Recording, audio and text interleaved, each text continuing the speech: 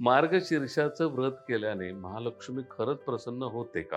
आता थोडंसं व्यावहारिक विचारतो, या व्रताने माझं प्रमोशन होईल का? किंवा माझा पगार वाढणार आहे का? आत्ता सर तुम्ही वैभव लक्ष्मी हे नाव घेतलं. वैभव लक्ष्मी व्रत आणि महालक्ष्मी व्रत ह्याच्यामध्ये काय फरक आहे? पण 99% लोक हे पैसा, ज्याला संपत्ती आपण म्हणूया, त्याच्यासाठी हे व्रत करतात. तर हल्ली स्त्रिया हे व्रत खूप करतात. पण स्त्रिया पण वर्किंग आहेत. तर अशा वेळेला हे व्रताचं फळ पुरुषाला मिळणार आहे का स्त्रीला मिळणार आहे? काही वेळेला काय होतं, जे आपण मागे एका पॉडकास्टमध्ये बोललेलो आहोत, की जेव्हा पूजा असते, काहीतरी आपल्या घरामध्ये कार्य असतं, त्याच वेळेला घरात भांडणं होतात, वाद होतात आणि मग अशा वेळेला ह्या महालक्ष्मीचा अपमान होणं हे भीतीदायक नाही का? शुक्रवार हा लक्ष्मीचा वार समजला जातो. मग इथे गुरुवार का आलाय? शुक्रवारचं जे व्रत आहे, ते 11 किंवा 21 शुक्रवाराचं आहे आणि गुरुवारचं जे व्रत आहे, ते 4च गुरुवाराचं आहे. तर हे मार्गशीर्ष महिन्यातलंच आहे, असं का?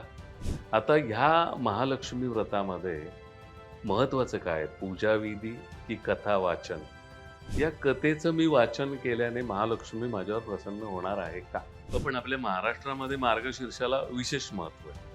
ते का? मालती दत्तात्रय यांनी ते व्रत जे काही लिहिलंय, चालू केलंय, याचा उल्लेख पुराणांमध्ये कुठे आहे का?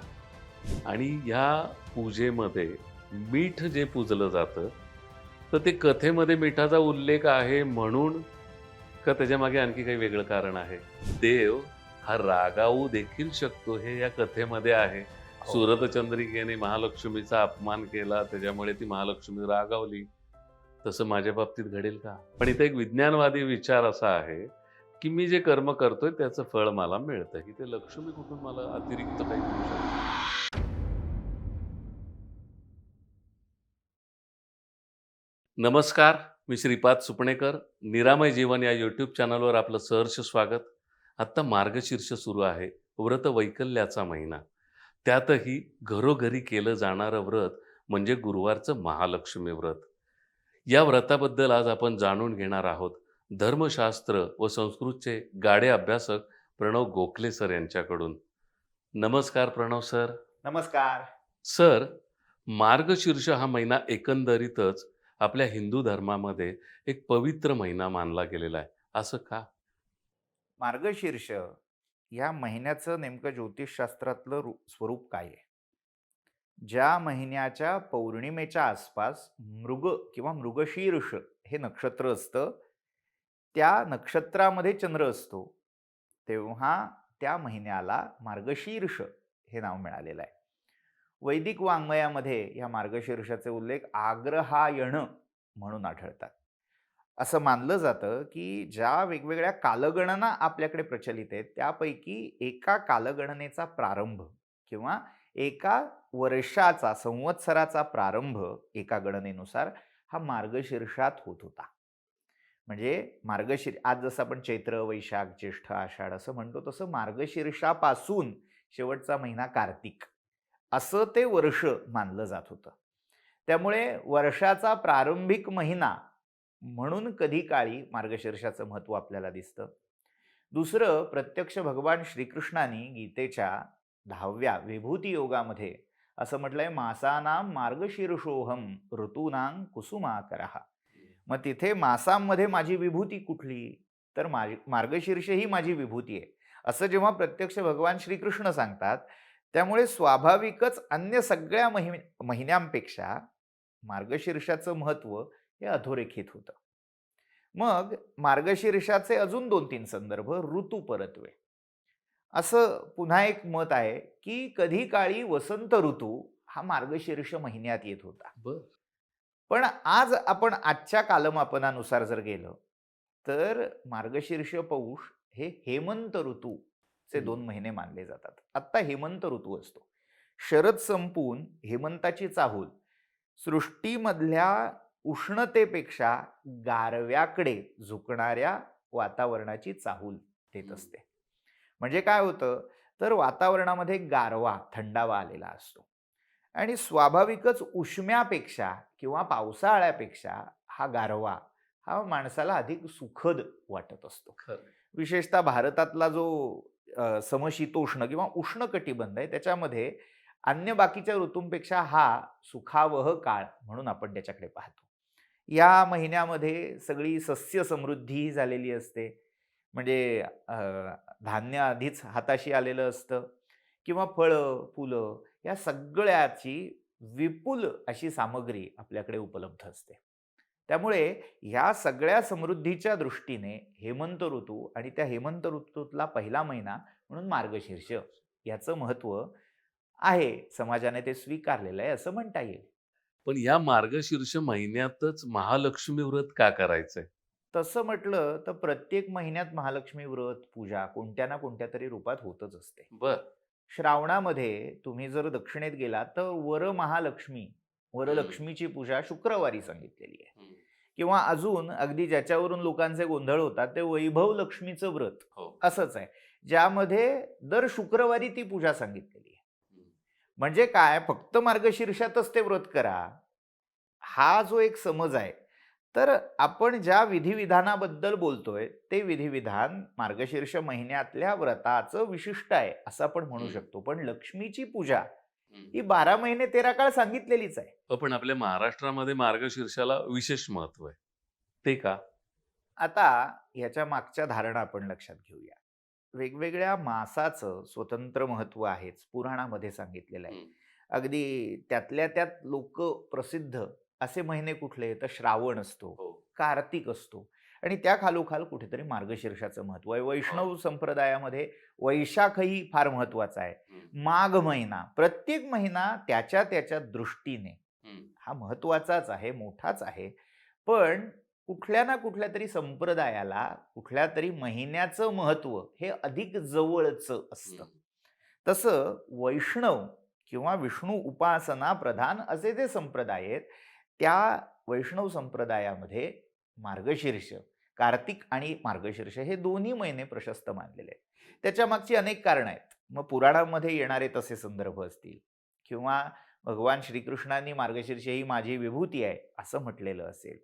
त्यामुळे आणि या व्रतकथेच्या त्या पोथीमध्ये असं म्हणूया, ते जे महात्म्य किंवा तो जो प्रसंग सांगितलेला आहे, त्यामध्ये असलेल्या उल्लेखामुळे आपण मार्गशीर्ष महिन्यात हे लक्ष्मी व्रत करतो. अच्छा. हा प्रश्न असाही आपल्याला पाहता येईल, की गणपतीची पार्थिव पूजा ही भाद्रपदातच का करायची?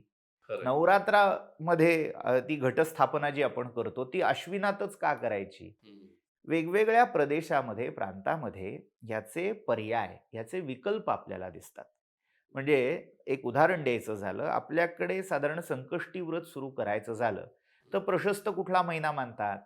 तर एकतर श्रावणातली कृष्ण चतुर्थी किंवा माघ शुद्ध किंवा कृष्ण चतुर्थी. बरं. इथपासून ते संकष्टी व्रत करावं, असा महाराष्ट्रातला संकेत आहे. हं. पण तुम्ही उत्तर भारतात गेलात तर संकष्टी ही आश्विन कृष्ण चतुर्थीपासून सुरू करावी, म्हणजे जी करवा चौथ म्हणून तिकडे प्रसिद्ध आहे. असाही एक प्रघात दिसतो. प्रदेश परत्वे या धारणा काही वेळेला बदलत असतात. बरं. तसं महाराष्ट्रापुरतं बोलायचं झालं तर मालती दत्तात्रेय हं, यांनी जी महात्म्याची पोथी लिहिलेली आहे, त्याच्यामधल्या उल्लेखानुसार मार्गशीर्ष महिन्यातल्या गुरुवारी हं. हे व्रत पूजा विधान करावं, असं स्पष्ट केलेलं असल्यामुळे मार्गशीर्षातल्या गुरुवारी हे व्रत करायची एक प्रचलित रूढ झालेलं आहे. आता तुम्ही मालती दत्तात्रय हे नाव घेतलं. पण काही ठिकाणी असा लोकांचा एक समज आहे, की दत्तात्रय प्रभूंचा या महालक्ष्मी व्रताशी काही संबंध आहे. ते खरं आहे का? आता मार्गशीर्ष महिन्यात भगवान दत्तात्रेयांचाही अवतार झाला. हो, दत्त जयंती आलीच. त्यामुळे आता तोही एक कुठेतरी संबंध दाखवता येईल. हो. पौर्णिमेला झालाय. पुन्हा पौर्णिमा ही लक्ष्मीच्या, पौर्णिमा आणि अमावास्या या दोन्ही तिथी लक्ष्मीच्या पूजनाला विशेष मानल्या जातात. हो. आपल्याकडे कोजागिरीला इंद्रासहित लक्ष्मीपूजन आहे आणि तेच अमावास्येला कुबेर किंवा हो. गणेशासहित लक्ष्मीपूजन सांगितलेलं आहे. हं. त्यामुळे ही मार्गशीर्ष महिन्यातली पौर्णिमा लक्ष्मीच्या पूजेबरोबरच दत्तपूजेसाठी पण प्रशस्त मानली गेली आहे. याच महिन्यामध्ये अनघा लक्ष्मी सहित दत्ताचंही व्रत केलं जातं. बरं. म्हणजे तिथे दत्तप्रभू हे भगवान नारायणांचे अवतार मानलेले आहेत. आपल्याकडे त्रिगुणात्मक त्रयमूर्ती ही जरी संकल्पना असली तरी भगवान विष्णूंच्या 24 अवतारामध्ये दत्तात्रेय हा एक अवतार मानलेला आहे. हम्म. आणि विष्णू लक्ष्मी जशी शिव आणि शक्ती वेगळी नाहीत, हम्म. तसे भगवान विष्णू आणि त्यांची प्रिया महालक्ष्मी हे वेगळे नाहीत. हम्म.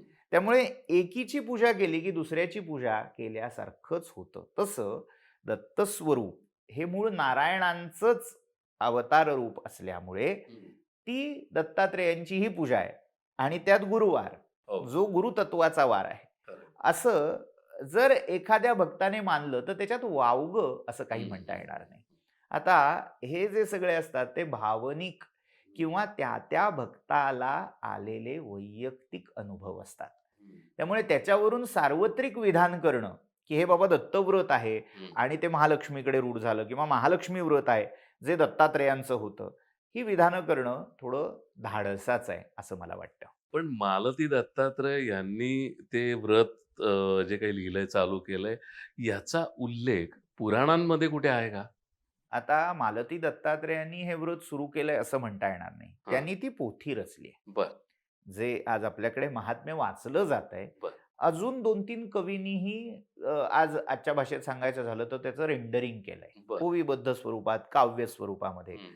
आपल्याकडे व्रत करताना त्याची कथा, कहाणी वाचणं हा त्या व्रतपूजेतलाच एक अविभाज्य भाग मानला गेलाय. हं. का?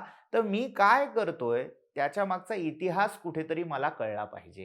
हे पूर्वी कोणी केलं होतं हे कळलं पाहिजे. तसं कदाचित ही कथा मौखिक स्वरूपामध्ये कुठेतरी स्मृतीच्या रूपामध्ये म्हणजे आठवणीच्या रूपामध्ये, लोककथेच्या रूपामध्ये प्रचलित होती, हं. जी त्या मालती दत्तात्रेयांनी ओवीबद्ध स्वरूपात मांडली. आता त्याच्यातच जो उल्लेख आहे तो पद्मपुराणातल्या एका कथेचा उल्लेख आहे. अच्छा. की पद्मपुराणामध्ये वेगवेगळे खंड आहेत. मग त्याच्यामध्ये ब्रह्मखंड आहे, पातालखंड आहे, असे अनेक खंड आहेत.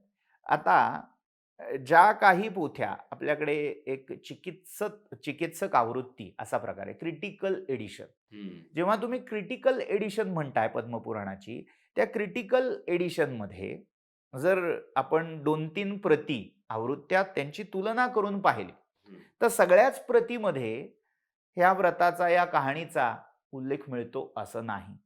पण काही प्रादेशिक संस्करणामध्ये ही कथा त्याच्यामध्ये असल्याचंही आपल्याला नाकारता येत नाही. हं. मग तिथे काहींचं म्हणणं असतं की हा प्रक्षेप आहे, ही क्षेपक आहेत. बरं. म्हणजे काय? इंटरपोलेशन्स. हं. नंतर कुठल्या तरी कवीने आपल्या प्रतिभेने त्या कथेची जोड मूळच्या पुराणाला लावून दिली. हं.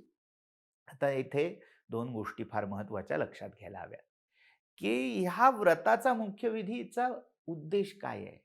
त्याच्या मागे देवाचं अधिष्ठान असलं पाहिजे. बरोबर. कोणती वाईट गोष्ट सांगितली जात नाहीये. खरंय. म्हणजे तुम्ही एक गोष्ट स्वीकारलीत की हे पद्मपुराणातलं आहेच, हं.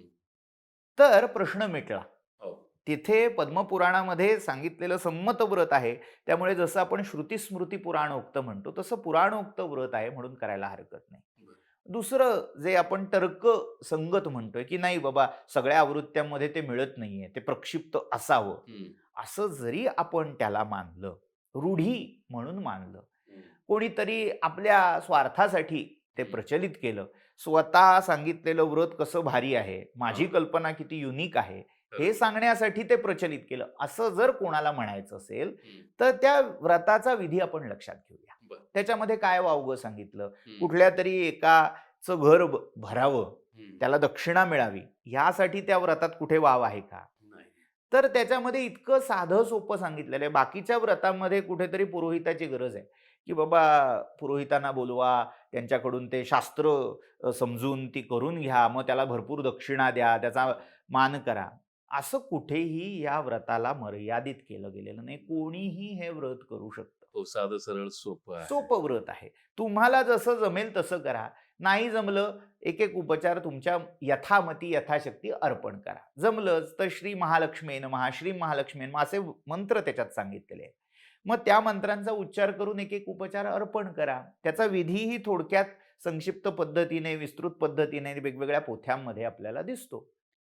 तर यामध्ये आपल्याला कुठेतरी असा कोणाच्या तरी स्वार्थाचा भाव दिसतो का?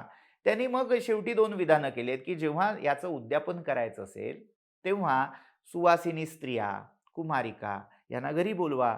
त्यांना त्यांची यथायोग्य संभावना करा आणि या व्रताची जी पोथी आहे ती त्यांना भेट म्हणून द्या. कशासाठी?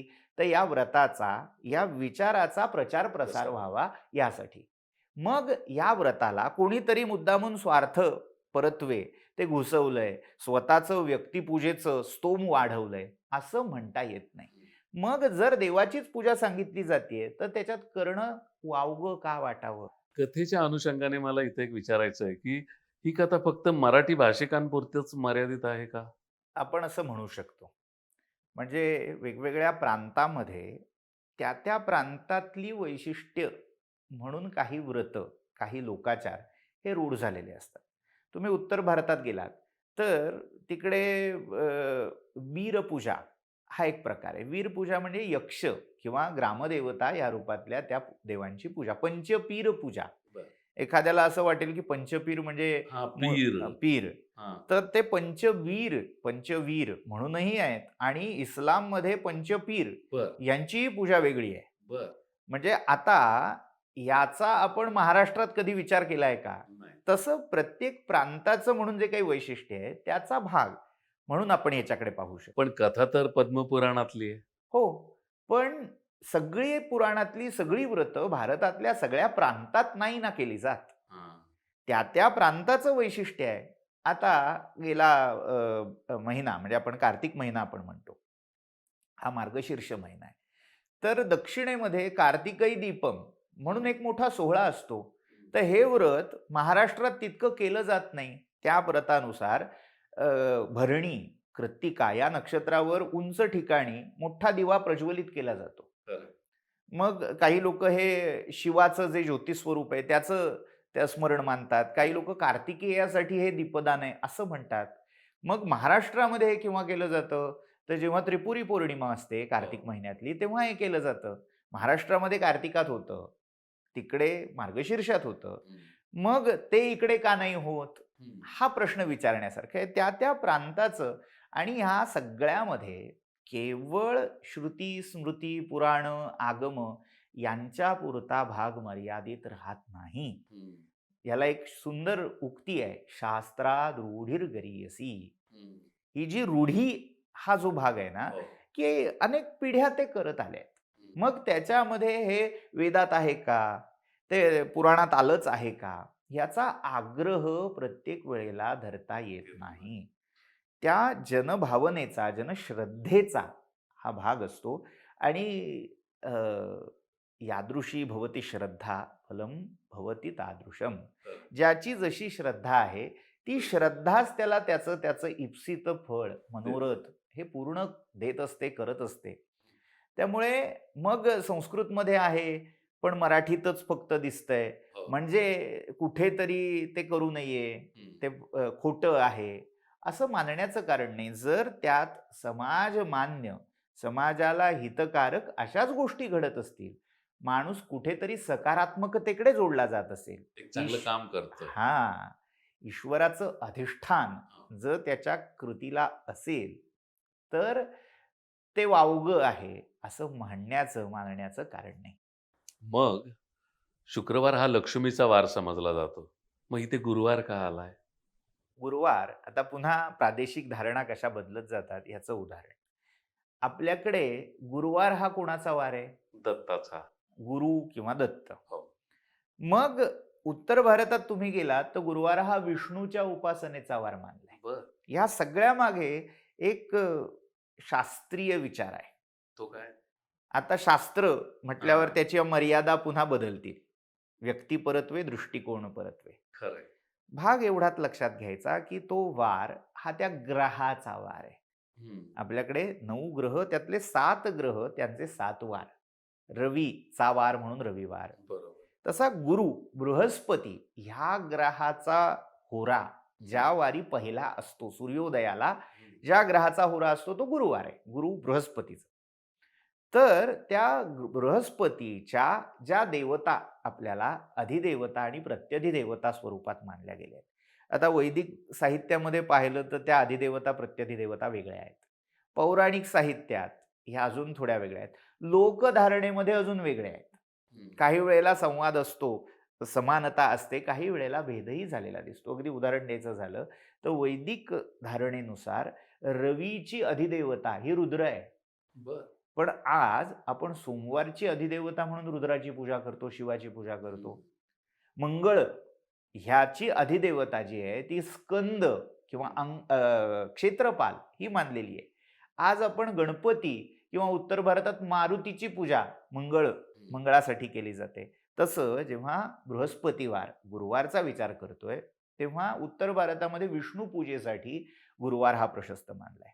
गुरुवार हा विष्णू पूजा आणि शुक्रवार हा लक्ष्मी पूजा, म्हणजे ज्याला लक्ष्मी नारायण योग म्हणता येईल असा हा आहे. आता याच्यामध्ये वैशिष्ट्य काय आहे, ही पूजा प्रदोष काळी तिन्ही सांजा लक्ष्मी यायच्या वेळी केली जाते. काही लोक त्यांच्या सोयीने ती सकाळीही करतात. तर मगाशीच मी हे सांगितलं की लक्ष्मी आणि नारायण हे एकरूप आहेत. जेव्हा तुम्ही लक्ष्मीची पूजा करताय ती आपसूक नारायणाची पूजा होते आणि जेव्हा तुम्ही नारायणाची पूजा करताय ती लक्ष्मीची पूजा होते. त्यामुळे लक्ष्मी नारायणांची एका महालक्ष्मीच्या रूपात केलेली पूजा असल्यामुळे गुरुवारी ही पूजा केली जाते. आपल्याकडे जरी वार परत्वे उपासना या वेगळ्या होत असल्या तरी असा काही लिखित नियम नाही की ह्या दिवशी फक्त याच देवाची पूजा करा, या दिवशी त्या देवाची करू नका, असं कुठेही आपल्याला दिसत नाही.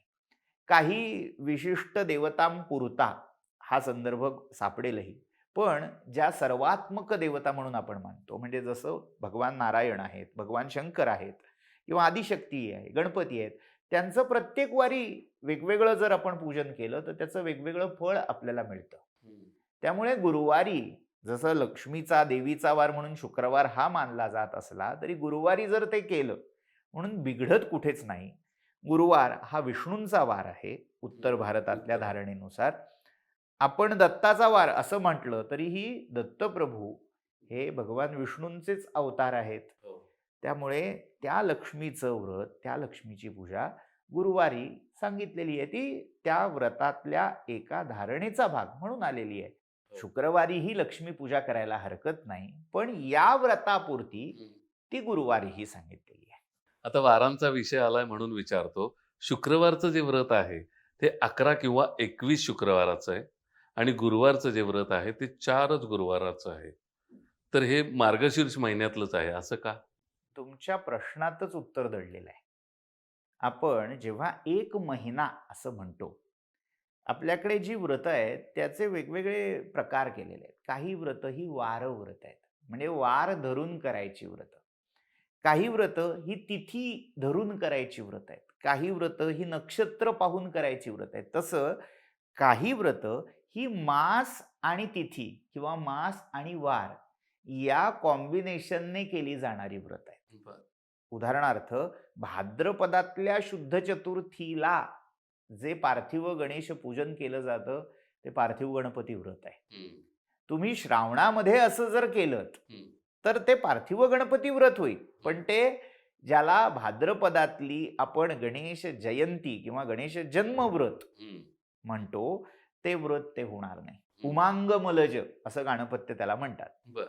आता अशा ज्या धारणा आहेत त्या मास आणि तिथी, मास आणि वार याच्या संयोगाने मानल्या जातात. तसं हे जे व्रत आहे ते मार्गशीर्ष गुरुवारचं व्रत आहे. फक्त गुरुवारचंही नाही आणि फक्त मार्गशीर्षाचं नाही. त्यामुळे एका महिन्यामध्ये जास्तीत जास्त एक वार किती वेळा येतो तर 4 किंवा 5 वेळा. तो 3 वेळाही येऊ शकत नाही, तो 2 वेळाही येऊ शकत नाही आणि 11 वेळाही येऊ शकत नाही. त्यामुळे मार्गशीर्षात त्या वर्षी जेवढे गुरुवार आहेत, आपल्याला विधान जर पाहिलं तर त्याच्यामध्ये हा उल्लेख येतो की 4 किंवा 5. तर जेवढे गुरुवार त्या मार्गशीर्ष महिन्यात येत असतील तेवढे गुरुवार ती पूजा करायची आहे. मग आता पुढचा प्रश्न असा आहे की इफेक्टिव्ह कुठलं फलाच्या दृष्टिकोनातून, गुरुवार की शुक्रवार? पुन्हा उत्तर तेच आहे, यादृशी भवती श्रद्धा फलम भवती तादृशम. ज्याची ज्या व्रतावर श्रद्धा आहे ते व्रत त्याने करावं. मुख्य उद्देश काय आहे? महालक्ष्मीचं स्मरण घडावं, तिच्याविषयी कृतज्ञता व्यक्त व्हावी. या पूजेमध्ये काय भाव आहे? तुम्ही कहाणी वाचली असेल. कहाणीमध्ये लक्ष्मीला विसरणं आणि लक्ष्मीचं स्मरण ठेवणं हे 2 दुवे आहेत. या व्रतामधला मुख्य भाग काय? तुम्ही लक्ष्मीच्या कृपेनं मला हे सगळं ऐश्वर्य मिळालेलं आहे, याचं भान ठेवणं, याची जाणीव ठेवणं गरजेचं आहे. मग महालक्ष्मी हे व्रत गुरुवारीच करावं का मी वेगळं वैभव लक्ष्मीचं शुक्रवारी व्रत करावं? हा मुद्दाच गौण आहे.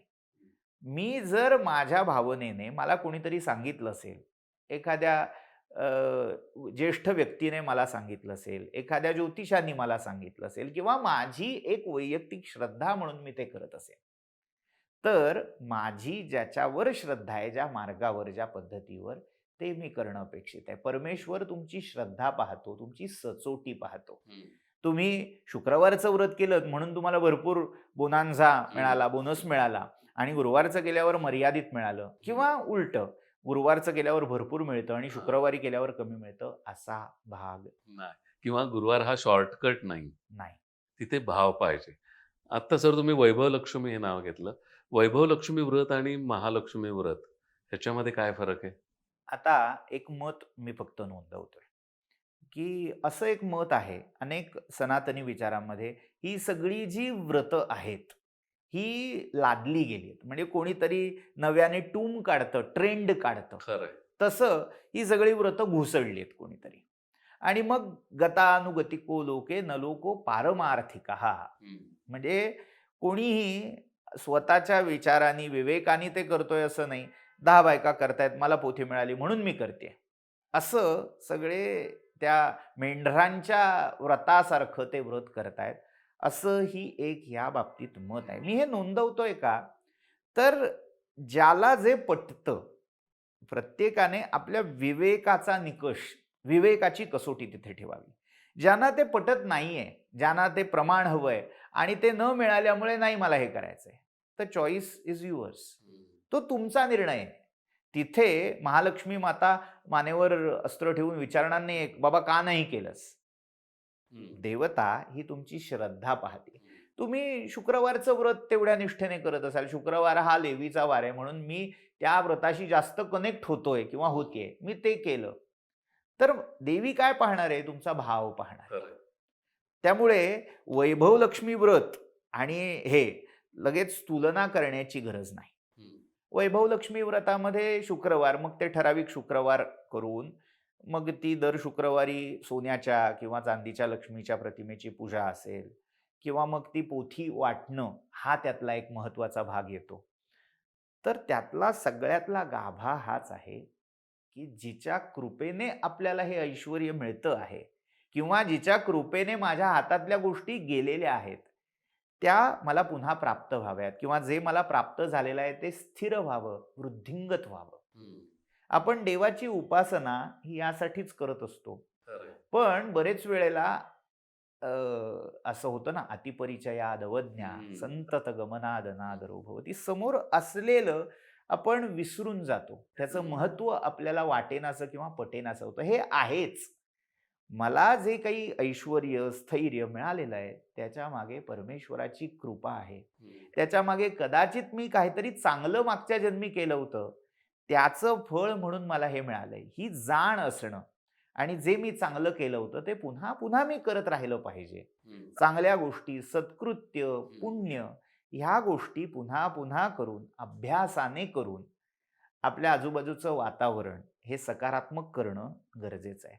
आपण जेव्हा या गोष्टी सोडून देतो, यात काय आहे, एकदा केलं ना कशाला पुन्हा करायचं, असा जेव्हा भाव येतो, तेव्हा कुठेतरी आपण ज्याच्या कृपेने किंवा ज्याच्या जोरावर इथपर्यंत पोहोचलो, त्याला विसरण्याचं, त्याच्याविषयी कृतज्ञता न ठेवता कृतज्ञ होण्याचं कृत्य करत असतो. याच्या मागची कृतज्ञता लक्षात घेऊया आणि हे व्रत करूया. ज्याला ते विवेकाच्या निकषावर योग्य वाटतंय त्याने करावं, ज्याला योग्य वाटत नाहीये त्याने करू नये. पण पुन्हा गीतेतला सिद्धांत लक्षात ठेवावा, न बुद्धिभेदम जनयेत अज्ञानाम कर्मसंगेनाम. त्याच्यात देवपूजा, ईश्वर पूजा हा गाभा आहे. आणि जरी ते कुठल्या पुराणात असेल किंवा नसेल, लगेच या पुराणात खोटंच आहे, क्षेपक आहे म्हणून तुम्ही करताय तो मूर्खपणा, असा म्हणायचा मूर्खपणा आपण करू नये. तर्क किंवा शंका घेऊ नये. त्याला करू द्यावं. विवेक हाच त्यामधला मोठा निकष आहे, हे खरं. लक्षात घ्यावं. तर ह्या व्रतामध्ये संकल्प कुठला केला पाहिजे? संकल्प आपली जी इच्छा असेल ती बोलून माझी ही इच्छा आहे ती पूर्ण व्हावी यासाठी, किंवा सर्व व्रतपूजांना जो समान संकल्प असू शकतो तो करावा. म्हणजे काय, त्या त्या देवतेचं नाव घेऊन तत्प्रीत्यर्थम, हं, म्हणजे महालक्ष्मी प्रीत्यर्थम, महालक्ष्मी प्रीतये, हं, महाविष्णू प्रीत्यर्थम, महागणपती प्रीत्यर्थम. हं. हे जे संकल्प आहेत की आपल्याला काय मागायचं ते जेव्हा कळत नाही तेव्हा त्या देवतेला आवडावं, त्या देवतेला हे प्रिय व्हावं, यासाठी मी हे कर्म करतोय, हा संकल्प. तुम्हाला जेव्हा कळत नाही ना काय मागावं, हं. तेव्हा आपल्या इष्टदेवतेवर सोडून द्यावं. बरं. ती तुमच्या हिताचं, तुमच्या कल्याणाचं जे आहे ते नक्की कर. पण मग तिथे काय म्हणायचं आपण? प्रीत्यर्थम, बरं. महालक्ष्मी प्रीत्यर्थम. हं. त्याच्याने आणि भाव असणं फार गरजेचं आहे हो. आणि तर ती पूजा सुफळ संपूर्ण होऊ शकते. आता ह्या महालक्ष्मी व्रतामध्ये महत्वाचं काय? पूजाविधी की कथा वाचन? अर्थात व्रतामध्ये तिन्ही गोष्टी महत्वाच्या आहेत. नुसतं पूजा, नुसतं कथावाचन असं नाही. व्रत ह्या शब्दाची फोड आपण लक्षात घेऊ. वृ हा धातू आहे. हं. वृ म्हणजे निवडणे, स्वीकारणे, सिलेक्ट करणे. जेव्हा तुम्ही एक गोष्ट स्वीकारता, सिलेक्ट करता, तेव्हा मी फक्त एवढीच घेईन. म्हणजे एखादी व्यक्ती मला आवडते म्हणजे काय, त्याचं फक्त नाकच आवडतं. हं, म्हणजे मी ते तोडून घ्यायचं का? हं, जेव्हा मी ते स्वीकारलंय, निवडलंय, तेव्हा ते समग्रतेने स्वीकारणं. तसं व्रतामध्ये नेम, हं, नियम, काही ज्या गोष्टी to do or not to do, हं, विधी आणि निषेध, हे सगळे अंगीकारले जातात. हं, म्हणजे काय, मी त्या दिवशी शुचिर्भूत असलं पाहिजे. मी ज्या गोष्टी अमंगल आहेत, नकारात्मक आहेत, त्या सोडल्या पाहिजेत. याबरोबरीने मी देवाविषयी, माझ्या इष्टदेवतेविषयी जास्तीत जास्त त्याच्या लीलांचं, गुणांचं स्मरण केलं पाहिजे. त्याच्या स्मरणात मी राहिलं पाहिजे. या दृष्टीने जे करणं, मग त्या दिवशी उपवास सांगितलाय. म्हणजे तो जर पोथी तुम्ही वाचली तर त्याच्यामध्ये उपवास करावा पण उपाशी राहू नये. हं, का सांगितलं असावं?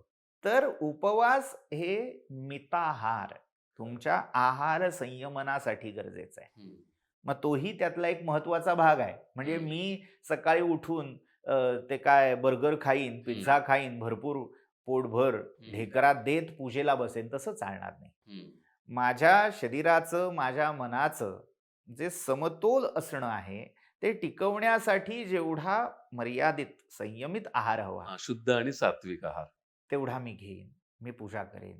आणि मग ते झाल्यावर जो मिष्टान्नाचा, पक्वान्नाचा नैवेद्य आहे, जे काही तुमच्या घरात तुमच्या ऐपतीप्रमाणे असेल, त्या ताटाचा मी नैवेद्य दाखवला आणि मग तो प्रसाद समजून मी ग्रहण करणं, हं, हा त्यातला भाग आहे. मग सामान्यतः काय केलं जातं, दिवसा उपवास करतात, फलाहार करतात आणि रात्रीच्या वेळी पूजा करून, प्रदोषकाळी पूजा करून नैवेद्य दाखवून सोडला जातो. हं, मग यामध्ये जे दुसरं विधान आहे, की उपाशी राहणं, हं, ते अपेक्षित नाहीये. उपाशी राहणं म्हणजे पोटाला, देहाला तुम्हाला सोसवत नसताना ते विरोधात जाऊन पोटात भूक कालव करते, कावळे ओरडतायत आणि तिकडे दुर्लक्ष करून मी करीन, तसं मान्य नाहीये. हं, तुमच्या भुकेचा त्रास तुमच्या पूजेच्या आड येणार नाही ना, हं, या बेताने तो उपवास करावा, फलाहार करावा. हं, पण खाल्लेलं पुन्हा तिथे मनामध्ये आता पोट भरलंय, ढेकरा येतायत, अपचन होतंय, अशा वेळीही पूजा करणं हं, योग्य नाही. त्यामुळे आहार संयमन हा त्यातला एक महत्त्वाचा भाग आहे. हं, आपण करतोय त्याला ईश्वरी अधिष्ठान आहे. त्यामुळे पूजा हाही त्यातला एक महत्त्वाचाच भाग आहे. आणि हे सगळं केल्यावर हे मी कशासाठी करतोय, कोणासाठी करतोय, याचं स्मरण कुठेतरी असणं आवश्यक आहे. म्हणून त्यातली कथा, कहाणी वाचणं हं, आणि त्यातनं योग्य तो बोध घेणं, हं, हाही तितकाच महत्त्वाचा भाग आहे. हं, हे करावं आणि ते करू नये, हे केलं तर ते नाही केलं तर चालतं, हं. असे वैकल्पिक मार्ग काही आचरायची गरज नाही. नाही. सगळंच महत्त्वाचं आहे. हे सगळं आणि भक्तिभावाने केलं पाहिजे. पण जो मुख्य पूजा विधी आहे, त्याच्यामध्ये असं म्हटलंय, की ते श्रीयंत्राचं एक प्रतिमा तिथं तुम्ही ठेवा. आता जेव्हा श्रीयंत्र असा विषय येतो, तेव्हा ते यंत्र, तंत्र, मंत्र, शास्त्र होतं. तर तो नुसता एक कागद ठेवल्याने ते श्रीयंत्राचे परिणाम म्हणा किंवा प्रभाव म्हणा, तिथे होणार आहे का? मुळात एक मी इथे दुरुस्ती करू इच्छितो, की श्रीयंत्र सांगितलेलं नाही. तिथे सांगितलंय ते महालक्ष्मी यंत्र आहे. म्हणजे श्री या शब्दामुळे अनेक लोकांची गल्लत होते, हं, की श्रीयंत्र म्हणजे महालक्ष्मीचं यंत्र. हं, जेव्हा महालक्ष्मी ही पराशक्ती, आदिशक्ती रूपात मानताय, तेव्हा तिचं श्रीयंत्र आहे, हे मानायला हरकत नाही. मुळात ती जी पराशक्ती किंवा परात्पर शक्ती आहे, तिचं पूर्ण प्रतीक म्हणजे श्रीयंत्र आहे. हं. या पूजेमध्ये, या व्रतविधीमध्ये कुठेही श्रीयंत्र असा स्पष्ट नामनिर्देश आपल्याला आढळत पण काही जण ती कागद ठेवतात तो. प्रतीक म्हणून ठेवायला हरकत नाही. हं. तिथे जो प्रचलित कागद आहे, त्याबद्दल हं. मी सांगतो, की ते जे यंत्र आहे, 2 ते 3 प्रकारची यंत्र आज त्या कागदावर असतात. हं. एक जे आहे, ज्याला पंचदशी किंवा बोलीभाषेमध्ये 35 बरं. 32 यंत्र म्हणतात. म्हणजे एक चौकोनी यंत्र असतं. हं. ज्याच्यामध्ये अनेक चौकोन असतात आणि त्याच्यामध्ये संख्या लिहिलेल्या असतात. हं. ही जी कॉम्बिनेशन्स असतात, मग त्या संख्यांची जी बेरीज टोटल येते, हं. त्यावरून त्या यंत्राला नाव दिलं जातं. ते 32 यंत्र आहे, पंचदशी यंत्र आहे, षोडशी यंत्र आहे, इत्यादी, इत्यादी. तर ते संख्यात्मक यंत्र हे काही त्या चित्रपटावर म्हणजे तो जो कागद तुम्ही हं. म्हणताय त्याच्यावर छापलेलं असतं. काहीमध्ये अष्टार, अष्टदल कमल आणि त्याच्यामध्ये त्रिकोणात्मक, हं. चौकोन किंवा अशा आकृती काढून ते यंत्र असतं. हं. ते लक्ष्मी यंत्र किंवा महालक्ष्मी यंत्र. हं. काहीमध्ये नुसती ती आकृती नसते, तर त्याच्यावर बीजाक्षरं किंवा मंत्राक्षरं लिहिलेली असतात. हं. अशी 2-3 प्रकारची यंत्र तुम्हाला वेगवेगळ्या ह्या ज्या आवृत्त्या आहेत हं. व्रतपूजेच्या किंवा पोथीच्या, त्याच्यामध्ये सुरुवातीलाच ते छापलेलं दिसेल आणि मग ते प्रिंट करून, झेरॉक्स काढून किंवा ते तसंच कट करून, फ्रेम करून हे पुजलं जातं. मुख्य त्यात लक्ष्मीच्या प्रतिमेची पूजा हं. हा भाग आहे. आता यालाच समांतर दुसरी गोष्ट लक्षात घेऊया. तिथे जे प्रतीक सांगितलंय ते पूर्ण कलशाचं प्रतीक आहे. बरं. म्हणजे आज तुम्हाला त्याच्यावर एक मोठं मार्केट उभं असलेलं दिसेल. खरंय. तुम्ही बुधवारच्या दरम्यान मार्गशीर्षातला कुठलाही बुधवार संध्याकाळ धरून जा किंवा गुरुवारी सकाळी जा. सगळं मार्केट हे नारळ, हो. कलश, आंब्याचे डहाळे किंवा पंचपल्लव अशा वेगवेगळ्या आणि ह्या सगळं कमी का, की त्या नारळावर लावण्यासाठी लक्ष्मीचे मुखवटे, आणि वेणी. वेणी हे सगळं मार्केट फुललेलं दिसतं का? तर प्रतीक काय आहे? तर त्या पूर्ण कलशाच्या रूपात ती लक्ष्मी आहे. तुम्ही जो विधानाचा उल्लेख केलात, तर त्याच्यामध्येही हेही आहे, की खाली वस्त्र चौरंगावर, पाटावर पसरावं. मग जो चांगला त्याचा वर्ण आहे, हं. चित्रविचित्र असे रंग असू नयेत. काही ठिकाणी आरक्त वर्ण आहे, हो. काही ठिकाणी शुभ्र वर्णही सांगितलाय, काही ठिकाणी पिवळं सांगितलंय. हो. तुम्हाला जे सहज उपलब्ध आहे आणि जो रंग पाहिल्यावर भडकपणा नाही, तर त्यातलं पावित्र्य, मांगल्य तुमच्या मनात ठसावे, अशा रंगाचं वस्त्र. ते स्वच्छ असावं, हं. डागाळलेलं नसावं, फाटलेलं, जळलेलं असं नसावं. शक्यतो रेशमी. हं. मग त्याच्यावर गहू किंवा तांदळाची एक रास पसरली जाते. हो. त्याच्यावर एक कलश ठेवला जातो, तांब्याचा, चांदीचा, तुमच्या ऐपतीनुसार. अगदी ज्याला ऐपत नाही ते मातीचा घडा हं. किंवा अगदी स्टीलचा तांब्याही ठेवतात. ज्याची जशी क्षमता असेल त्यानुसार. हं. मग त्याच्यामध्ये पाणी पूर्ण भरून पैसा, सुपारी, दुर्वा हे सगळं टाकलं जातं. पंचपल्लव, हं. विड्याची पानं किंवा आंब्याचा डहाळा नि वर नारळ ठेवला जातो. हं. हे कसलं प्रतीक आहे? तर हे पूर्णत्वाचं प्रतीक. पूर्ण कलश, पूर्ण भरलेला. हं. काय आहे याच्या मागचा संकेत? तर आपल्याकडचं ऐश्वर्य, आपल्याकडची समृद्धी हे सगळं असं परिपूर्ण रूपात असावं. महालक्ष्मी कशी आहे? ती परिपूर्ण आहे. हं. विश्वातलं सगळं ऐश्वर्य परिपूर्ण अवस्थेत जर आलं तर ते कसं दिसेल? तर ते खरं. महालक्ष्मीसारखं दिसेल. खरं. त्यामुळे हे पूर्ण कलशाचं प्रतीक मुख्यत्वे तिथे ठेवलं जातं. हं. त्याची पूजा होते. मग काय वेळेला हे होतं, की कलशामध्ये लक्ष्मी दिसत नाही ना. हं. ते प्रातिनिधिक आहे, हं. प्रतीक आहे. मग ते दिसण्यासाठी वर मुखवटा लावा, हं. लक्ष्मीचा फोटो ठेवा, यंत्र ठेवा किंवा त्या कलशाच्या खाली यंत्र स्थापना करा. अशा वेगवेगळ्या पद्धती हम्म. त्या त्या घरातल्या पूर्वाचाराप्रमाणे केल्या जातात. आणि ह्या पूजेमध्ये मीठ जे पूजलं जातं, तर ते कथेमध्ये मिठाचा उल्लेख आहे म्हणून का त्याच्यामागे आणखी काही वेगळं कारण आहे? या पूजेमध्ये मीठ पूजलं जात नाही. म्हणजे समज काही वेळेला कसे बदलत जातात त्याचं हे उदाहरण म्हणता येईल. या व्रतकथेमध्ये मिठाचा एक जाता जाता उल्लेख आहे. पण व्रतपूजेमध्ये कुठेही मिठाची रास ठेवा आणि त्याची पूजा करा असं म्हटलेलं नाही, किंवा मीठ देवीला वाहा असंही सांगितलेलं नाही. त्यातला एक छोटासा दुवा असा आहे, की ती जी श्यामबाला नावाची राजकन्या होती, हो. अ, तिने लक्ष्मीचं व्रत केलं. आता पूर्वचरित्र, उत्तरचरित्र असा सगळा त्यातला भाग जर लक्षात घेतला, तर माहेरी तिच्या दारिद्र्य आलं लक्ष्मीच्या कोपामुळे. आणि हिने लक्ष्मीचं व्रत केल्यामुळे हिच्यावर लक्ष्मीची कृपा आहे. तिने आपल्या माहेरच्या लोकांची मदत करण्याचा परिपूर्ण प्रयत्न केला. मग त्यांना पिता जेव्हा आलेला होता, तेव्हा त्याला मदत म्हणून धनाने, रत्नाने भरलेला हंडा दिला. पण त्याचं दुष्कृत्य, त्याचं पूर्वकर्म वाईट, त्यामुळे त्या धनाने भरलेल्या घड्याचे कोळसे होऊन गेले. हो.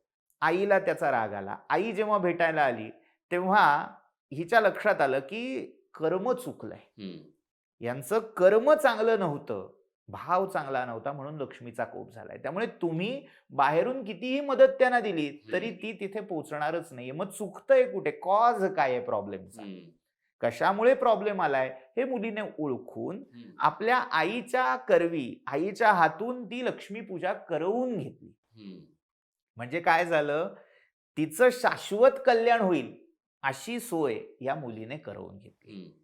पण आईला त्याचंही वैषम्य वाटलं. हो, नुसती पूजा करून घेतली, बाकी भेटवस्तू काही दिली नाही. म्हणजे मानवी स्वभावाचं हे चित्रण तिथे केलेलं आहे. त्यामुळे जेव्हा चांगले दिवस पुन्हा आले, ते ऐश्वर्य पुन्हा मिळालं लक्ष्मीच्या पूजेने, ज्या मुलीने सुज्ञपणे ती पूजा करवून घेतली, तिच्याविषयीची कृतज्ञता किंवा तिचं कौतुक न वाटता राणीच्या मनात ते वैषम्य आलं. हिने माझा नीट आदर सत्कार केला नाही या भावनेने जेव्हा ती माघारपणाला आली, तेव्हा तिच्याकडे तिची हेळसांड केली, दुर्लक्ष केलं.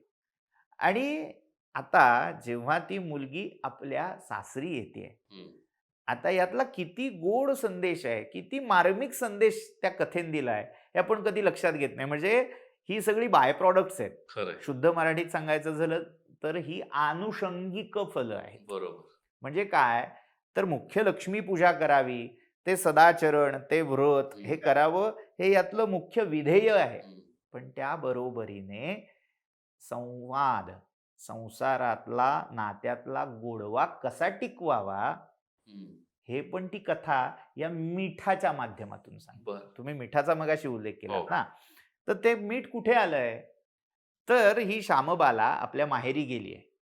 ते गेलेलं वैभव त्यांना सगळ्यांना मिळालंय पुन्हा. चांगले दिवस आल्यावर जेव्हा भेटायला गेली, तेव्हा आईच्या डोक्यात म्हणजे सौख्यात आजच्या या कळ कालची कशाला, तिला ते मागचं ठुसठुसतंय, मनात आहे की मी गेले होते आणि हिने काही मला दिली नाही भेटवस्तू, गिफ्ट दिलं नाही, रिटर्न गिफ्ट दिलं नाही. बाप गेला तर त्याला कोळशाने भरलेला हंडा दिला. तिने तेवढाच भाग पाहिला. तिने हा विचार केला नाही की असं ती देईल का, तिने दिलंय पण त्याचे कोळसे झाले असावेत का, हा विचार ती करत नाही. आणि मग ती आपल्या मुलीला योग्य तो मान न देता पाठवणी करते. जेव्हा ती माहेरहून मुलगी परत येते, तेव्हा आपल्या माहेरच्यानी एक शिष्टाचार म्हणून आपल्या हातात काहीही दिलं नाही.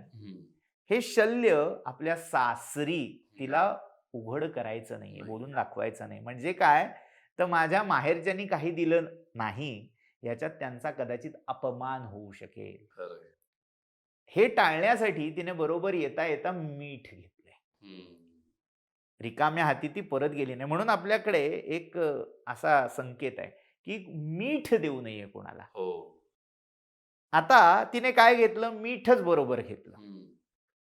आणि आल्यावर काय केलं, जेव्हा जावई विचारतोय, तो जो राजकुमार आहे, तो विद्याधर त्याचं नाव आहे, तो विचारतोय काय दिलं सासूबाईंनी. माहेरून काय आणलंस? तेव्हा ती हसतेय आणि त्या दिवशीचं सगळं जेवण अळणी करायला सांगते. हम्म. ते अळणी जेवण खाल्ल्यावर त्याच्यात अरे ह्याच्यात चव नाहीये असं म्हटल्यावर हम्म. ती चिमूटभर मीठ त्याच्या ताटात वाढते हम्म. आणि ते लावायला सांगितल्यावर सगळ्यातली चव त्याला कळली. खरंय. आता यातला नेमकं गमतीचा भाग काय आहे? हम्म. माझ्या माहेरून काय दिलं? हम्म. तर मीठ मीठ. दिलं. आता याच्यात असत्यही बोललेली नाहीये. खरंय. मला म्हणावं तसं हा. वागवलं नाही. हा. हे तथ्य फार गोपनीय हम्म. रीतीने, सांकेतिक रीतीने तिने सांगितलं. हम्म. समजणे वाला समज जाता है. खरंय. म्हणजे मला म्हणावा तसा मान दिला नाही हेही तिने कन्व्हे केलंय नवऱ्याला. हो. काय दिलं? मीठ. हम्म. पण जे काही दिलं हम्म. ते आपल्याला पुरेसं आहे, आणि ते गरजेचं आहे. गरजेचं आहे. त्याच्याशिवाय हम्म. हे जे काही आहे त्याला गोडी येणार नाही. नाही. म्हणजे माझ्या आयुष्यात जर एखाद्याने मला नीट वागवलं नाही, हम्म. माझा अपमान झाला, त्या अपमानामुळे हम्म. मला जे लोक मान देत आहेत, हम्म. मला जसं ट्रीटमेंट अन्यत्र मिळते तशी तिथे मिळाली नाही, म्हणून मी बरोबर. तिथे गुंतून पडायचं नाही. बरोबर आहे. त्याच्यामुळे ह्याची गोडी वाढतीये. खरंय. तिथनं जो मला अनुभव आयुष्यात येतोय हम्म. तो माझ्या आयुष्यातल्या सगळ्या पैलूंना, जे जे काही मला भोगायला हवं होतं, माझंच कदाचित काहीतरी चुकलं असेल, हम्म. ते मला या मिठातून मिळालं अगदी खरं. आणि त्याने याची गोडी वाढली, याला चव आली. हो. हा माझ्या आयुष्यातल्या कडू, गोड, आंबट, तिखट, खारट या सगळ्या अनुभवांचा परिपाक मला ही कथा शिकवते. म्हणजे वाईटातून चांगलं घ्यावं असा एक त्याच्यामध्ये बोध आहे. पण तसा मिठाचा आणि लक्ष्मीचा काही संबंध नाहीये. लक्ष्मी ही समुद्रजा आहे. हम्म. मीठ हे पण समुद्रातनं हम्म. दिसतं. त्यामुळे आपल्याकडे जे काही चव आणतं, गोडी आणतं, ते सगळं महालक्ष्मीचं प्रतीक आहे, महालक्ष्मीचा प्रसाद आहे असं म्हणायला हरकत नाही. पण म्हणून मिठाची पूजा करायची का? नाही, मिठाची पूजा करण्याचं असं कुठलंही विधान नाही. हम्म. कथेमधले छोटे छोटे संकेत असतात, ज्याच्यातून आपण शिकलं पाहिजे. शिकलं पाहिजे. आपण त्या शब्दात न अडकता, ज्याला रिडिंग बिटवीन द लाईन्स, खरंय. हे कुठेतरी हळूहळू आपल्याला विकसित करत न्यायचं आहे. तर व्रत आणि त्याच्या कथा याही दृष्टीने विचारणीय असतात. थोडक्यात व्रतांमधल्या ह्या कथा आपल्या जीवनाला शिकवण देणाऱ्या आहेत. खूप छान सांगितलं. आता मला या कथेकडेच पुढे यायचंय. या कथेचं मी वाचन केल्याने महालक्ष्मी माझ्यावर प्रसन्न होणार आहे का? कथेचं वाचन केल्याने असं म्हणण्यापेक्षा, जी तुम्ही पूजा करताय, जो कृतज्ञतेचा, भक्तीचा भाव तुमच्या मनामध्ये तयार झालेला आहे आणि तो भाव वाढावा यासाठी जेव्हा त्या कथेचं श्रवण किंवा पठण तुम्ही करताय, त्या सगळ्याचा परिपाक म्हणजे महालक्ष्मींची कृपा, त्यांची प्रसन्नता, हे आपण निश्चित म्हणू शकतो. पण निव्वळ बाकी काही न करता मी एक तांत्रिक, जसं YouTubeवरचा एखादा व्हिडिओ गाण्याचा लावावा आणि हां, ते इकडे गाणं चाललंय आणि माझं इकडे काम चाललंय, तसं मी ती वाचून टाकली हो, टाकणे. म्हणून काही महालक्ष्मी प्रसन्न होणार नाही. म्हणजे ते सवयीने आपण वाचलं नाही पाहिजे. आपण त्याच्यावरती विचार करून चिंतन मनन केलं पाहिजे. आणि सगळ्यात महत्वाचं महालक्ष्मीचं चिंतन, तिचं स्मरण, तिची कृपा, ती ज्या कारुण्याने त्या भक्ताच्या किंवा त्या श्यामबाला असेल, सुरतचंद्रिका असेल, त्यांच्या कल्याणासाठी अवतरित होतीये. हा गोडवा लक्षात घ्यायचा आहे की तो देव माझं भलं व्हावं यासाठी माझ्या दारी येतोय. हा जेव्हा कथाभाग आपण ऐकू ना, तेव्हा देव भक्तासाठी काय काय करत असतो, खरंय. हा भाव आला पाहिजे, आत उचंबळून आलं पाहिजे. पण देव हा रागावू देखील शकतो, हे या कथेमध्ये आहे. हो. सुरतचंद्रिकेने महालक्ष्मीचा अपमान केला, त्याच्यामुळे ती महालक्ष्मी रागावली. तसं माझ्या बाबतीत घडेल का? आता देवाचं कोपणं, कोपोपी देवस्य प्रसाद तुल्य, हा असं एक विधान आहे की जेव्हा देव कोपतो ना, तो कोपला तरी त्याच्यात तुमचं कल्याणच आहे. पण ते आम्हाला परवडणार नाही ना. हा, आता काय आहे, दोन मार्ग असतात. एक सरळ साधा सुगम मार्ग आणि दुसरा तुम्ही आडवाटेने इकडून तिकडून जाता. कुठल्याही प्रकाराने, येन केन प्रकारेण तुम्ही देव किंवा ज्याला परमतत्व म्हणताय आजच्या जेनझीच्या भाषेत त्या ज्या वाइब्स आहेत, हम्म, गुड व्हाइब्स, हम्म, त्यांच्याशी जोडलं जात आहे, हे महत्वाचं आहे. हम्म, तुमच्या आयुष्याला, विचाराला सकारात्मक वळण मिळण्यासाठी ते अधिष्ठान असणं गरजेचं आहे. हम्म, मग जेव्हा तुम्ही त्या ईश्वरी किंवा वैश्विक तत्वाच्या विरोधी असं काहीतरी वर्तन करता, त्याची जाण तुम्ही ठेवत नाही. हम्म, तुम्ही देव आत्ता बाजूला ठेवा, लक्ष्मी बाजूला ठेवा, प्रकृती म्हणा, हे विश्व म्हणा, युनिव्हर्स हम्म, हा पुन्हा एक शब्द आहे ना, की युनिव्हर्स हम्म, अलॉट्स यू, म्हणजे ते विश्व तुम्हाला देतंय. त्याच्याकडून जे तुम्हाला येतंय त्याची तुम्ही जाण ठेवली नाहीत, हम्म, तर हा एक जेव्हा गिव्ह अँड टेक रिलेशनचा भाग आहे. हम्म, तुम्ही कशासाठी व्रत करताय, तुम्ही कशासाठी पूजा करताय, दोन भाव असू शकतात. एक निष्काम, की मला जे मिळालंय ती त्याची कृपा आहे, मी या कृतज्ञतेतून मला त्यातून काही मिळावं या भावनेने नाही, त्याने किंवा तिने म्हणजे देवीने किंवा देवाने मला दिलंय हम्म, आणि त्यातला एक थोडासा भाग कृतज्ञता म्हणून त्याला गंगाजळे गंगा पूजा म्हणतो तसं अर्पण करणं, हम्म, हा निष्काम किंवा कृतज्ञता भाव, हा एक भाग झाला. हम्म, किंवा आतापर्यंत दिलंय ते ठीक आहे, पण मला अजून हे पण हवंय. हम्म, जेव्हा हा सकाम भाव आला तेव्हा कुठेतरी गिव्ह अँड टेक, हम्म. म्हणजे मी काहीतरी देतोय, त्या बदल्यात मला काहीतरी मिळालं पाहिजे, एक डील आहे. डील आहे. हं. मग जेव्हा तुम्ही डील करताय, जेव्हा तुम्ही सकाम होताय, तर तुम्ही जे देताय, तुम्ही जे करताय, तुम्ही जो भाव मनात ठेवताय, तो अचूक असला पाहिजे. पण काही वेळेला काय होतं, जे आपण मागे एका पॉडकास्टमध्ये बोललेलो आहोत, की जेव्हा पूजा असते, काहीतरी आपल्या घरामध्ये कार्य असतं, त्याच वेळेला घरात भांडणं होतात, वाद होतात आणि मग अशा वेळेला ह्या महालक्ष्मीचा अपमान होणं, हे भीतीदायक नाही का? मुळात तुम्ही जे करताय ते व्यक्तीच्या बाबतीत का देवाच्या बाबतीत? दुसऱ्याचा राग जर तुम्ही देवावर काढायला लागलात, माझं घरात भांडण झालंय, हं. त्याचं सगळ्याचं कारण मी लक्ष्मीची पूजा करते म्हणून ते भांडण होतंय, नाही पण ते असा जर भाव आला तर तिथे चूकच आहे ना. लक्ष्मीने काही तुम्हाला भांड किंवा त्या तुमच्या घरातल्या व्यक्तीला भांडा ह्याच्याशी म्हणून हे दिलेलं नाही. तुम्ही ह्या सगळ्या प्रतिकूल गोष्टीतून देवी माझं कल्याण करू शकते. माझ्या आयुष्यात, माझ्या घरात जे काही चांगलं घडणार आहे ते तिच्या कृपेने घडणार आहे. म्हणजे थोडक्यात जो काही नकारात्मक भाग आलाय, भांडणं झाली असतील, मनाविरुद्ध काहीतरी झालं असेल, ते सगळं बाजूला ठेवून, अंघोळ करून, शुचिर्भूत होऊन, शुचिर्भूत फक्त देहात नाही, मनानेही, ते सगळे भाव बाजूला टाकून आता मी फक्त देवाचा आहे, आता मी फक्त महालक्ष्मीचा आहे, या भावनेने जेव्हा तिची पूजा कराल, तेव्हा ती जी सकारात्मकता त्यातून निर्माण होणार आहे, ती बाकी सगळ्या बिघडलेल्या गोष्टी मूळ पदावर आणू शकणार आहे. पण तरीही हातून काही चुकलं, तर महालक्ष्मी रागावेल का? महालक्ष्मी ही तुमचा भाव पाहतीये, तुमची भक्ती पाहतीये. उपचारात काही चुकलं, त्रुटी झाली म्हणून ती लगेच हातात त्रिशूळ, परशू, खड्ग घेऊन उभी नाहीये, की चुकतोयस कुठे आणि मी कापतेय कुठे, मारतेय कुठे. टेंबेस्वामी महाराजांनी दत्तप्रभूंना जेव्हा आळवलंय, एक करुणा त्रिपदी नावाचं काव्य आहे, त्याच्यामध्ये एक खूप सुंदर ओळ आहे, भय करता तू भय हरता.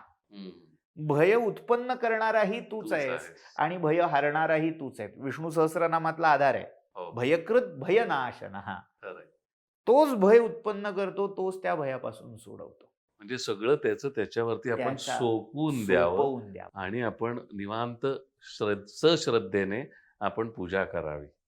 असं जर झालं तर देवी कोपणार नाही. देवी का कोपणार आहे? कथेचा जो तुम्ही दाखला दिलात, तर त्याच्यामध्ये तुमच्या मनातली ती कृतज्ञता नाहीशी झाली, तुम्ही विसरलात.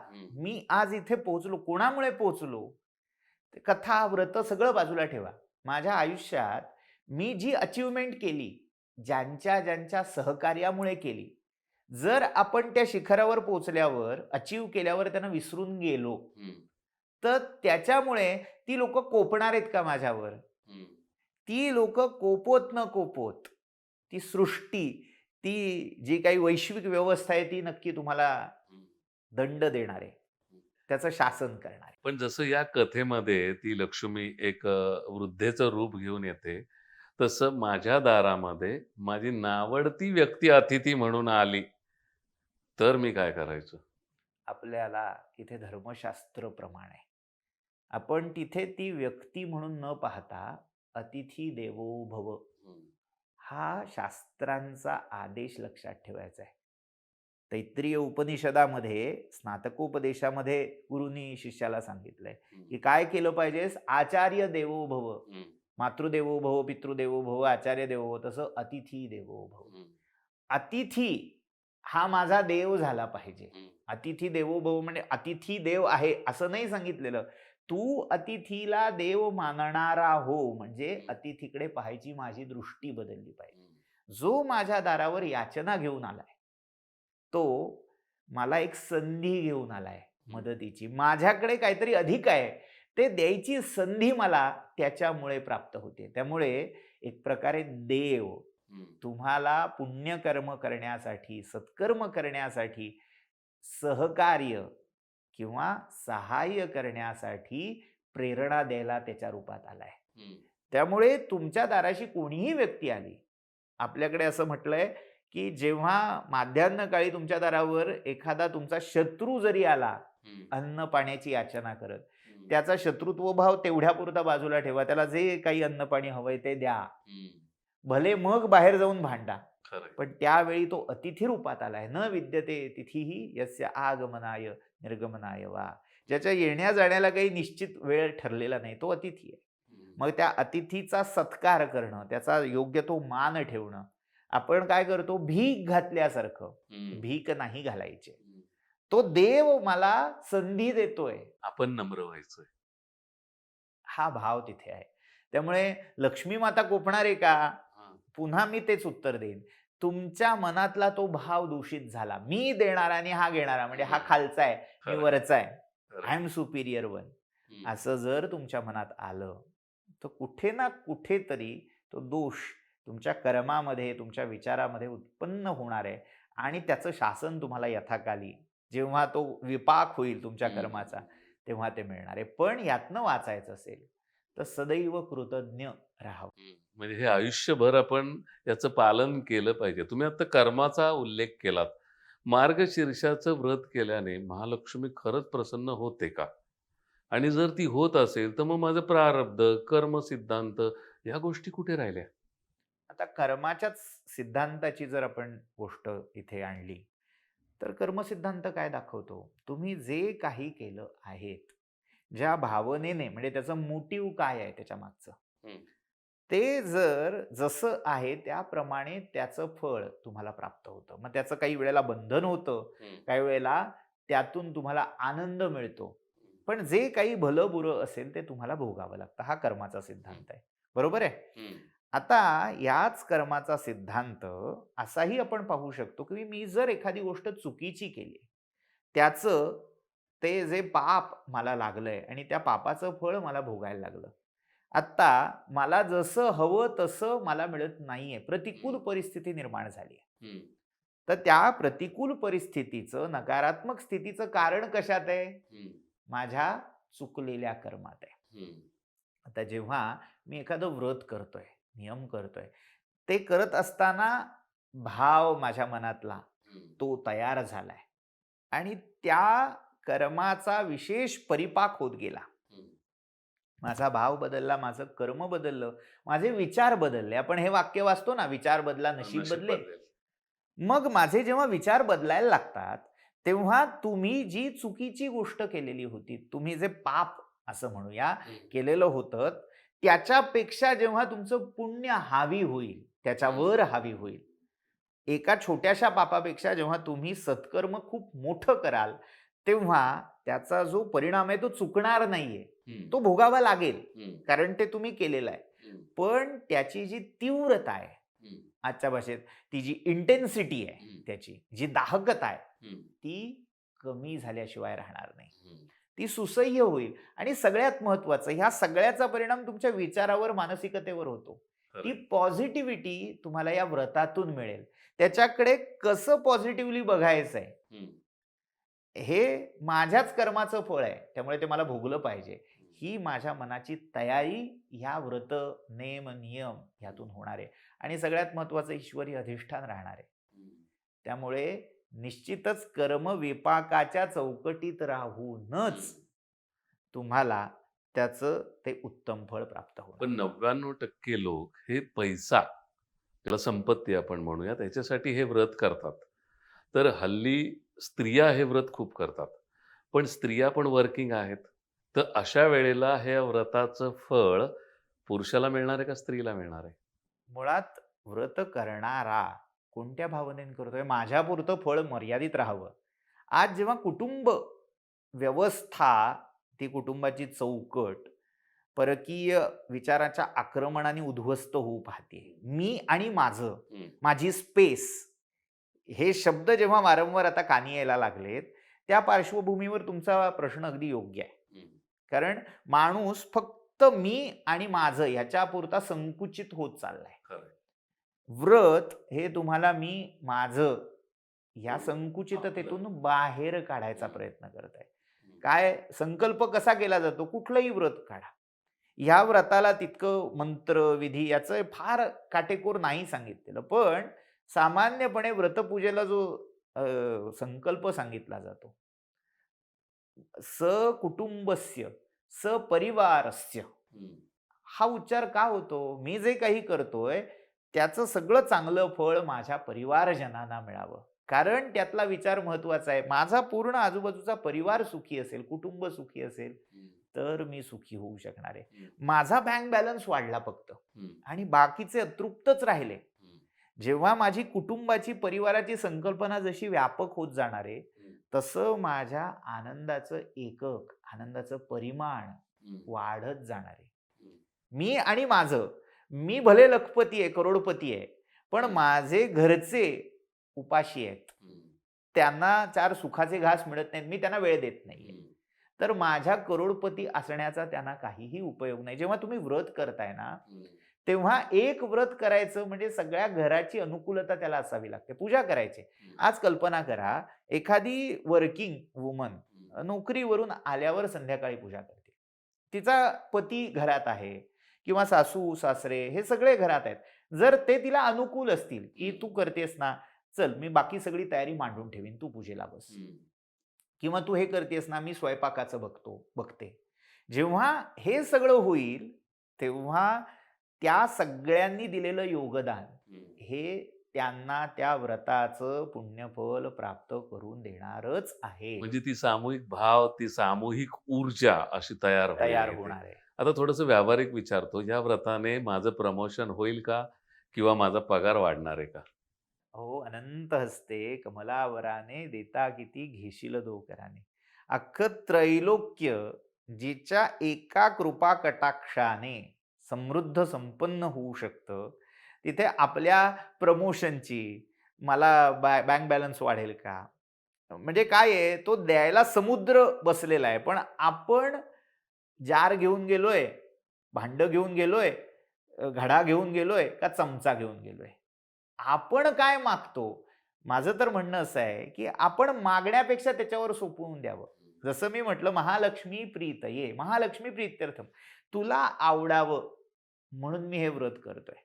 जर तो भाव आला, तर तुम्हाला जे मनात आहे आणि जे तुमच्या हिताचं आहे, ते तुम्हाला प्राप्त झाल्याशिवाय राहणार नाही. पण इथे एक विज्ञानवादी विचार असा आहे, की मी जे कर्म करतोय त्याचं फळ मला मिळतं. इथे लक्ष्मी कुठून मला अतिरिक्त काही देऊ शकते? मुळात तुम्ही जे कर्म करता आहात, त्याला कोणीतरी त्याचा रेसिपियंट आहे ना. उदाहरणार्थ, तुम्ही अगदी सामान्य एखाद्या व्यक्तीला दान दिलत, त्याचा त्यातनं फायदा झाला. आज जेव्हा त्याचा सायंटिफिक एनालिसिस तुम्ही कराल, मग त्याचा तुम्हाला काय रिटर्न मिळाला? दान. आपल्या धर्मशास्त्रामध्ये इष्ट आणि पूर्त कर्म ही संकल्पना आहे. हे सगळे आधुनिक विज्ञान आणि तंत्रज्ञानाच्या परिभाषेच्या चिमटीत न पकडले जाणारे विषय आहेत. अध्यात्मशास्त्राचा किंवा आपल्या धर्मशास्त्राचा जेव्हा आपण विचार करतोय, तेव्हा एक साधा सिद्धांत आहे. तुम्ही द्या, देव तुम्हाला देईल. देवान भावयतानेन ते देवा भावयन्तु. पण मग मी जॉब सोडून हेच करत बसतो ना. आता तुम्ही विहित कर्माचा त्याग हा धर्मशास्त्राला मान्य नाही. हे सगळं कशासाठी आहे? सप्लिमेंटरी आहे. खरं. तुम्ही जे कर्तव्य आहे, कोणी म्हणेल मी रोजची पूजा देवाची करणार नाही, पण महालक्ष्मीच्या गुरुवारची पूजा तरी नक्की करीन. तर तुम्ही जी पूजा कराल, त्याच्या मागे तुम्ही जे कर्तव्य चुकवलं आहे, जे करायला हवं ते केलं नाहीत, त्याचं पातकही तेवढंच असणार आहे. म्हणजे तुम्ही केलेल्या पूजेचं पुण्य ते पातक घालवण्यात, ते पुसण्यात खर्च होणार आहे. एक उदाहरण देतो. अ, एक सत्पुरुष आहेत, त्यांनी दिलेलं हा दृष्टांत आहे. एक व्यक्ती गिरनारवर भगवान दत्तप्रभूंच्या पादुका आहेत तिथे गुरु शिखरावर, तर त्यांचं दर्शन करायला गेली. आता दत्तप्रभू तिथे साक्षात विराजमान आहेत असं सांगितलं जातं.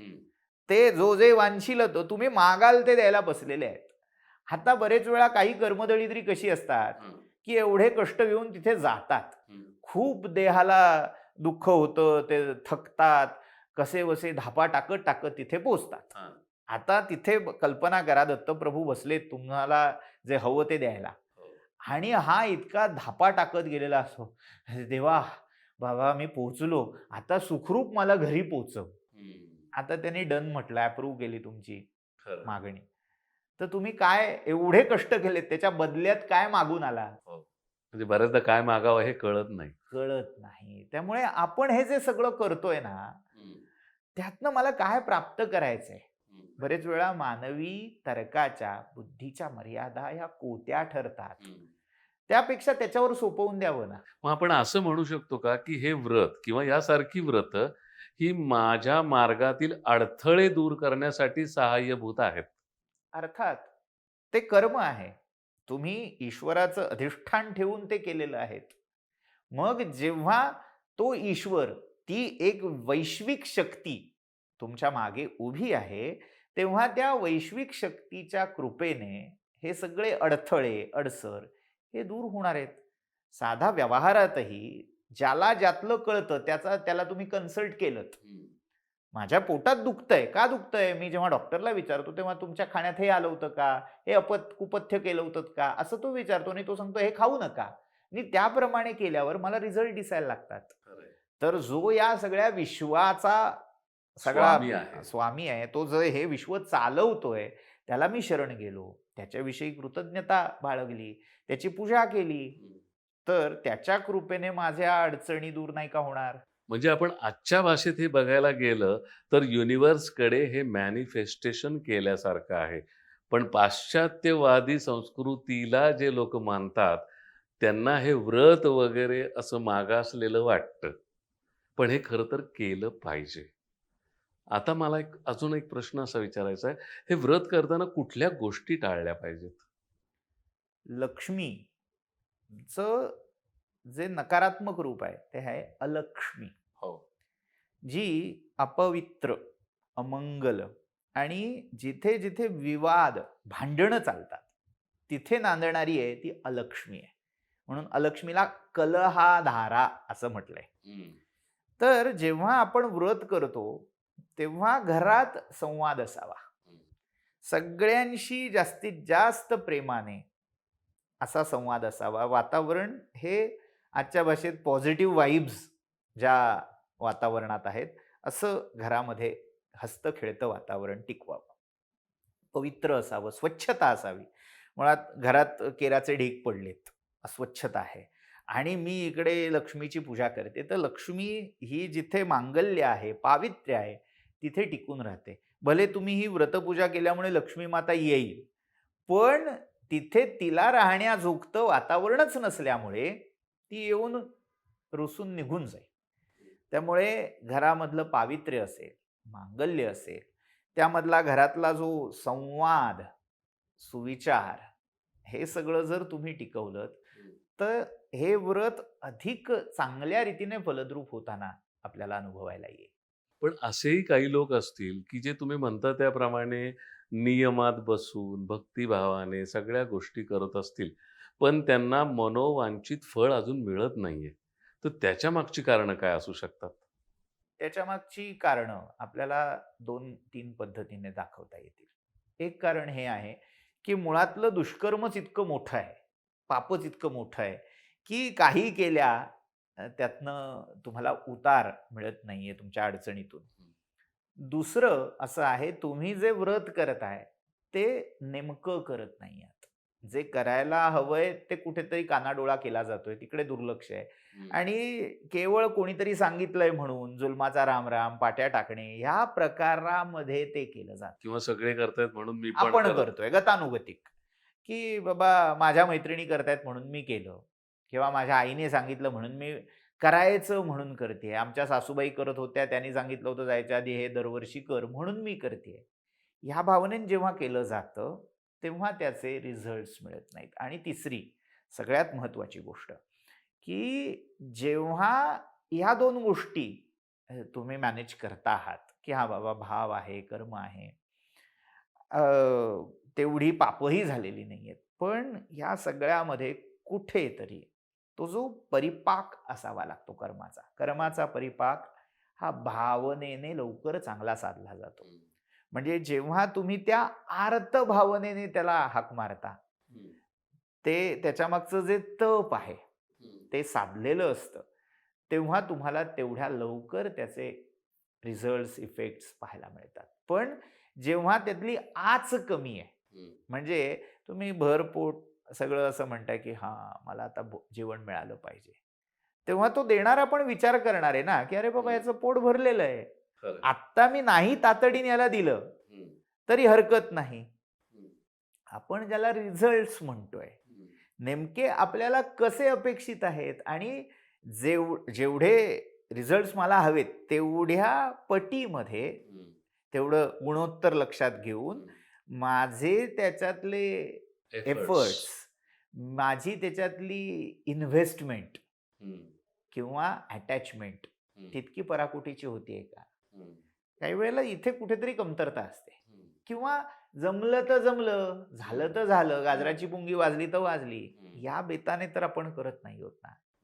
ह्या 3 गोष्टींचा जर आपण विचार केला, त्याच्यावर जर आपण म्हणावं तसं सकारात्मक जे काही करायला हवं त्या दिशेने गेलो, तर रिझल्ट मिळणार नाही असं होणार नाही. त्यासाठी थोडा वेळ लागेल, धीर हवा, संयम हवा. हेच आपलं शास्त्रही सांगतं. श्रद्धा आणि सबुरी हा मंत्र तर इथे आहेच. आज तुमच्यामुळे महालक्ष्मी व्रताबद्दल खूप माहिती मिळाली, जी कधी आम्ही ऐकली नव्हती. प्रणव सर, तुम्ही इथे आलात आणि आम्हाला छान मार्गदर्शन केलं. त्याबद्दल तुमचे खूप खूप धन्यवाद. धन्यवाद. हा एपिसोड आपल्याला कसा वाटला आम्हाला कॉमेंट बॉक्समध्ये अवश्य सांगा. असेच नवनवीन विषय घेऊन आम्ही तुमच्यासमोर येणारच आहोत. तोपर्यंत नमस्कार.